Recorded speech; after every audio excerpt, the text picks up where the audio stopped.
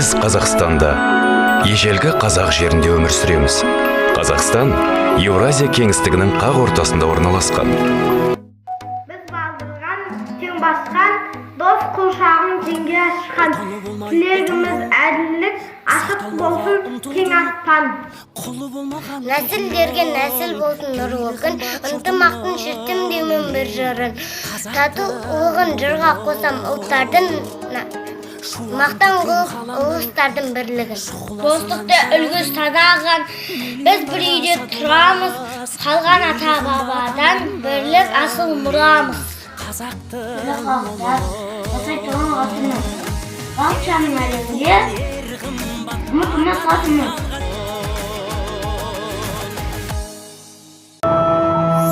Бір 1991 жылы өз тәуелсіздігін жариялап, дербестікке ие болған Қазақстан еліміздің тұңғыш президенті, ұлт көшбасшысы Нұрсұлтан Әбішұлы Назарбаевтың басшылығымен өркендеу жолына түсіп, әлемдік қауымдастық көшіне жылдам ілесті.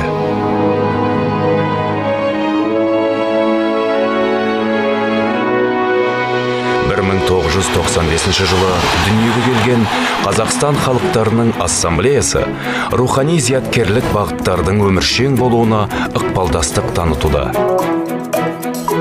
Жаңа тарихи сананың қалыптасуына, оның өркендеу бағыттарын айқындауға және қазақстандық жаңа қоғам құру талаптарына сай келетін ортақ құндылықтар жүйесін орнықтыру жолында игілікті істер атқаруда.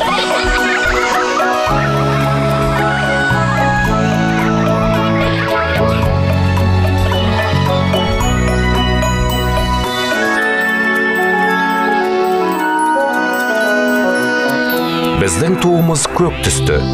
Зеңгір көктей ашық түс бейбітшіліктің белгісі, сондай-ақ татулық пен тұрақтылықтың, тыныштықтың нышаны.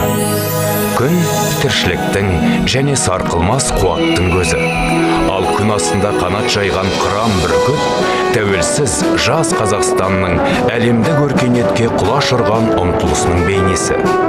Тәуелсіздікке қол жеткізген күннен бастап, әлемдік қауымдастық төрінен лайықты орын алған Қазақстан халықаралық деңгейде көптеген жетістіктерге ие болды.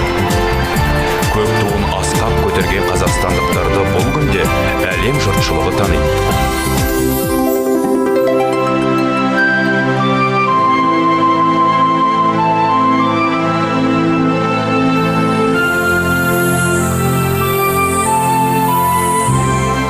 Бір шаңырақ астында тату-тәтті өмір сүріп жатқан ұлттар мен ұлыстар, ортақ отанымыз Қазақстанның жарқын болашағы жолында бір кісідей жұмыла еңбек етуде.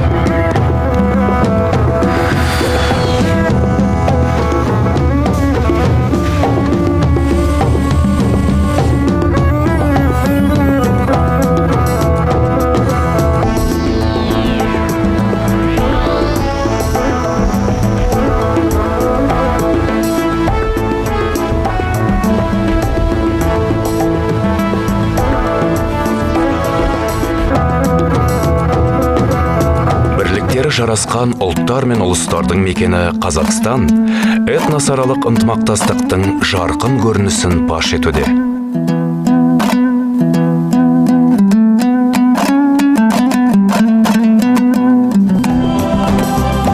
Бейбітшілік пен тұрақтылық ел дамуының алғы шарты, қоғамдық тұтастандырудың негізгі күші, сондай-ақ өсіп өркендеудің басты кепілі.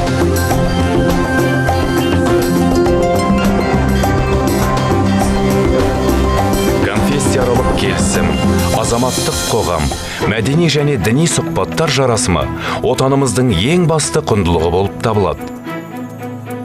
Халықаралық қауымдастық Қазақстанды өркениеттер тоғысындағы ел деп таниды. Бұл дегеніміз азаматтардың еркін таңдауы, олардың сенім нанымдарына, мәдениеті мен өмір салтына деген құрметтің салтанат құруы. Бәйтерек еліміздің басты символдарының біріне айналған.